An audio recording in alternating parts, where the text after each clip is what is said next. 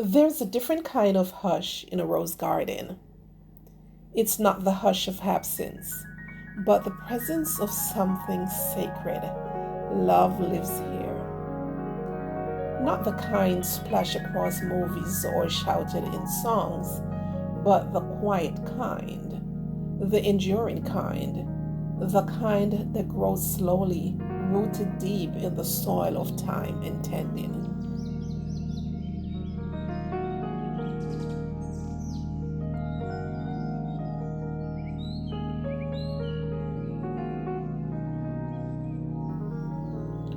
Roses or ancient storytellers, each petal a verse, each thorn a truth.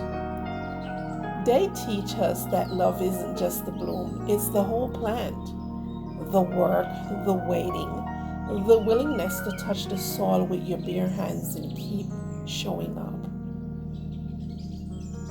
I remember walking through my garden, the sun just beginning to stretch across the petals, dew still clinging to the edges of the leaves like little love notes from the morning sky. And I thought to myself, this is what it means to be seen, to be held by beauty, to feel your spirit soften with each inhale of fragrance, not because something grand has happened, but because something real is growing. Roses remind us that love, true love, is layered. There are buds waiting to open, there are blooms in full glory, and there are petals falling gently to the earth. All of it is part of the story. And just like in life, love isn't always easy to reach. You may get pricked, you may bleed a little. But oh, what's on the other side of that courage? The rose doesn't apologize for her thorns, and neither should you. Boundaries protect beauty. They help love thrive without being trampled. In the quiet of the garden, have found that the real miracle isn't just in growing roses, it's in letting yourself be softened by them. To love the way nature loves, without force, without performance, but with constancy, rhythm, and light. Have you ever watched a rose open slowly to the sun? It doesn't rush, it doesn't fear, it trusts. It trusts that the light will return, that the bees will come, that its fragrance will find its way into the hearts of those willing to stop and breathe in it. That's the kind of love I want to cultivate. Not the love that demands, but the one that invites. Not the love that wilts under hardship, but the one that grows stronger when storms pass through. So, if you find yourself yearning for connection, for closeness, for something soft to hold your soul, walk into your own rose garden, real or imagined, and listen. The petals speak in a language older than words. They tell you that you are worthy of tenderness, that love, true, grounded love is possible, and that it begins always with how you tend your own garden first. Let the rose be your reminder. You are both the gardener and the bloom. Love is not a place to find, it's a way to grow. Let me tell you something, my friend. If you've ever wandered into a quiet garden, stood still for just a moment, and felt your heart soften for no reason at all, then you already know what I mean when I say love lives here. Not the flashy kind, not the kind that's loud or demanding, but a quiet, ever-present, ever-giving kind of love, rooted in stillness, growing in silence, blossoming in the places we often overlook. I didn't expect to find love in my garden. Like most gardeners, I came seeking tomatoes, peppers, maybe a few pollinators, a little peace. But what I found was something much deeper. A love that speaks without words, teaches without preaching, and heals without asking for anything in return. Let me walk you through a day when I felt it most. It had just rained, the kind of spring rain that kisses the leaves, not batters them. The garden glistened, not with drama, but with quiet gratitude. I stepped outside barefoot, the soil warm and forgiving, where the roses were leaning just a little closer to me that day. A monarch floated in like a blessing, and in that moment, something in me opened. It wasn't just about the beauty, it was about belonging. The love I felt wasn't directed at me, but it included me. And isn't that the kind of love we all want? One that doesn't demand we be anything but ourselves. One that meets us exactly where we are.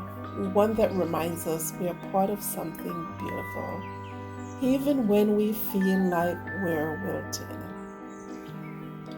There's a reason we give flowers in times of love, not because they're pretty, though they are, but because they understand love in a way we often forget.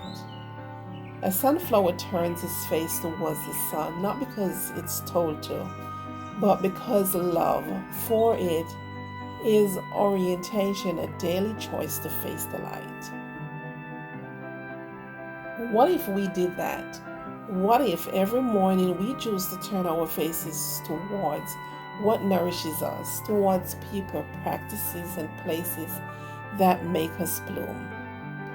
What if love wasn't something we chase, but something we cultivate? Love shows up in my garden in the tiniest ways. In the way the soil smells sweet after rain. In the way the bees hum in harmony, never rushing, never complaining. In the way a neglected plant still tries to bloom, still hopes. And I see myself in all of that. I've learned that love isn't just what I give to others. It's also how I treat the hurt beneath me, how I speak to myself when things don't grow, how I stay present when everything's a little messy and wild. Because gardens don't grow from perfection, they grow from patience, and so does love. I once had a tomato plant that got snapped in half by a heavy wind. I thought it was done for, but a few days later, I noticed it had bent at the break and started sending out a new stem, one that grew stronger than the first. I stood there that day and thought, isn't that what love does? It meets us in the broken places and invites us to grow a new branch. Maybe not the one we planned, but maybe one better suited for the season ahead. So, if you're listening right now and life feels heavy, or if love feels far away, I want to remind you of this. You are already in a garden, and you too are being tended. Even in our quiet seasons, even when nothing seems to be blooming, even when the world feels a little cold, you are not forgotten. You are simple underground, gathering strength. And when your time comes, oh, you'll bloom in ways you'll never imagined. Now, I want to ask something of you.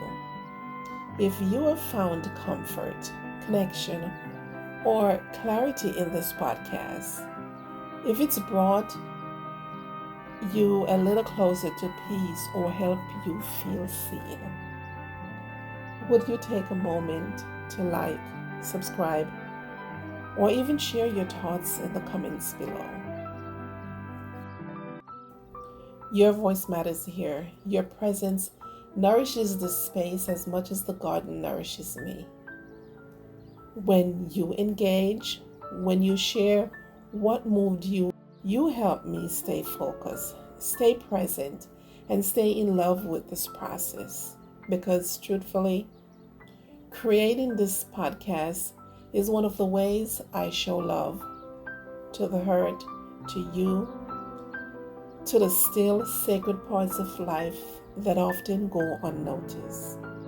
When you respond, when you whisper back, I know I'm not alone out here in the garden. So tell me, what's blooming in your world right now? What beauty have you noticed lately that made you pause? Have you found love in a tomato vine? In the flight of a butterfly? In the silence between birdsong? If so, whisper it back. Let's keep the conversation going. This has been another sacred pause with me, Dotty from Greener Acres Garden Oasis, Goggle. And this is Whispers from the Garden. Until next time, be gentle with your soil, be tender with your soul, and remember, the garden is always growing on.